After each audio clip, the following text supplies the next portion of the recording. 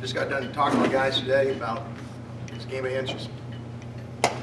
You know, them converting on fourth down in that third quarter was a big play because we lined up offsides. It's a game of, you know, turnover margin. You get down to the red zone, you know, we get a batted ball, they intercept it, take points off the board. And give Tulsa credit. Very explosive team, well coached, they got a lot of really good players. But proud of how our guys played, how we responded after getting up and getting down. We came back. We got to find a way to finish and win. That'll take questions. What happened after the, getting out 31-0? What happened till that Tulsa was able to come back? We didn't have any anticipation we were going to shut Tulsa out. I mean, we kept talking on our guys on the sideline. Hey, this team's going to fight back. They're going to counterpunch. And they were able to run the ball, running the same plays we practiced against this week, running the same plays that they ran the first 4 series. They executed better than we did. We didn't tackle very well. I got to see the film to see where the gap fits weren't fitting. And then we let the ball get thrown over our head, in a couple critical downs. We tried to switch a coverage, and we had a guy not see it on the fourth down. Again, you make a stop there, they don't score. I mean, there's half dozen plays that were critical in that ball game that it never gets to overtime. And I don't want it to sound bad, but we caused a lot of them. And not saying anything away from Tulsa, but there are things within our control that we've got to fix. Tim, how do you process all the emotions from being high of 31-0, then they come back, and you get another high when you retake the lead? I mean, it's college football nowadays. I mean, it's a wide open game. You play a team like that, they're very explosive. You got to stay even keeled as much as you can. I was extremely proud of the way our guys started this football game. We prepared as well as we have all year.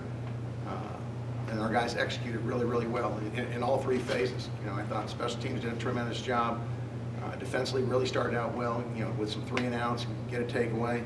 Our offense, took advantage of it. We hit a big ball on offense. But, you get up to that lead, and we knew there was a long, long game left to go. And it's difficult, but I know this. Our guys have some grit, and our guys are ready to go 1-0 next week when they got to go on the road to start this conference. All our goals are still ahead of us. And our guys know that, and I love these guys, and they're going to fight next week. You say, so as tough as it would be for those guys to deal with the loss after being up by that much, why do you say that they have grit, and why do you think they'll respond? Did you see them come back after we were up and then down? Most teams, I hate to say it, but like Oregon was up 31 last year in the bowl game. But TCU had their backup quarterback in. They come storming back. They couldn't find a way to win. Our guys found a way to get back, take the lead. We let them get down there and kick a field goal. Had the chance in overtime. We get some stops on defense, make them kick the long field, and their kicker misses. We get a third down play, and we bring a 0 blitz.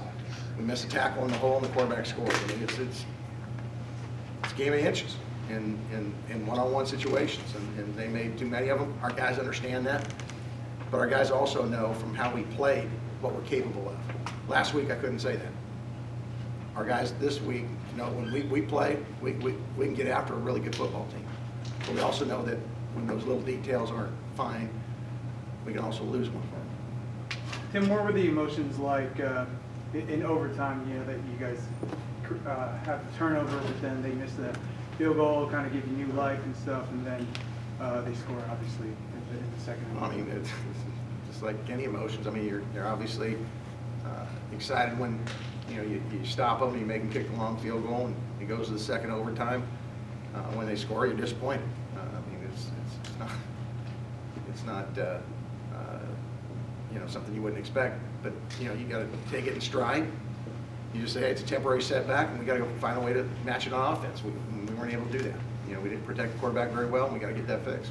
And midway through the second quarter, when you guys had that 31-point lead, how did it feel at that point? Did you feel like the game was kind of in you guys' hands? Not at all. That's why I mentioned earlier, we kept telling our guys, hey, they're going to counterpunch. It's a good football team. And we got to keep in the fight, keep in the fight. We gave up some, big plays, which we knew they were capable of, and which they've demonstrated all year long. We've got to do a better job with that. Coach, why do you think the no huddle gave you guys such fits? I don't know that it's the no huddle. I mean, it's the tempo of their offense. That's tough. I mean, you look at everybody they play. They put a lot of stress on teams. We've got to do a better job as coaches and get our guys ready to play quicker. But it's hard to assimilate that tempo in practice because they go as fast as anybody in the country. But what ends up happening is guys, when something happens and there's a mistake made on a team that huddles or takes their time, the defense has time to kind of process, hey, what happened, where do I got to fit right? They're right up on the ball, hitting you again. And we knew that, and we practiced doing that. But when it's live, it's a little bit different. And guys have to really have some grit about them. And there's a reason, I mean, you look at what Baylor's done, you look at what these guys have done all year, that offense is very, very difficult to defend. Are you an angry coach after what happened? Is this an angry team? And if so, can that anger be used in a positive way? I mean, I don't know how to describe my emotions. I'm ticked. I'm extremely disappointed.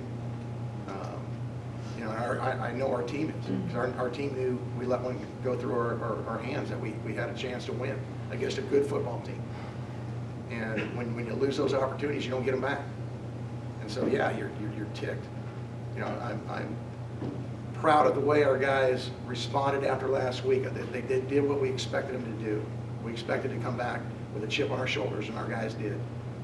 But anytime you lose, especially when you have a lead, it's like ripping your guts out. And so it's obviously not very fun. One more question? So Tim, to follow up on that, how do you think your guys will respond? Will you guys have any added preparation or different preparation like you did this week? Can you manage that intensity after going through a week where you guys prepare so hard to come up just short, and then now you've got to focus on conference and kind of get the lead? Can you keep your guys up here? Absolutely. That's what we challenge our guys in the locker room afterwards. The reason we had a chance to win this ball game today was because of how we prepared, and our guys know that. And I told them, we're going to crank it up again this week, starting tomorrow, and we've got to take one more step to be able to win those close games. And there's a process with teams with, it's not an excuse, but it's the reality. We got a bunch of young players. You got a redshirt freshman quarterback. We got some young players that are playing that sometimes make mental mistakes, and we got to coach them up. But there's a process between competing, getting close, and finding a way to finish. And we're close right now. We got to find a way to finish. So there's a sense of encouragement instead of discouragement, you think? Yeah, there's no discouragement in that team. I'm ticked that we lost the game, but I know our guys are encouraged that we can play with anybody in this conference when we play the way we're capable of playing. And part of that is allowing yourself mentally to believe you can play with anybody. And I think that's what we had in that first half. But there was times in the second half where we got punched in the nose. We didn't respond quickly enough, and we got to do a better job of that. But I mean, it was a tremendous college football game. I mean, it was back and forth, and right now we weren't mature enough to get it done. Give them credit; they got a senior quarterback that found ways to get it done. And I'll give Coach Montgomery and his staff, their players, credit. But our guys are capable of that, and we're going to get there in a hurry. And there's no discouragement. Our guys are encouraged to go on the road and fight for a conference championship. Thank you, Coach. Thank you.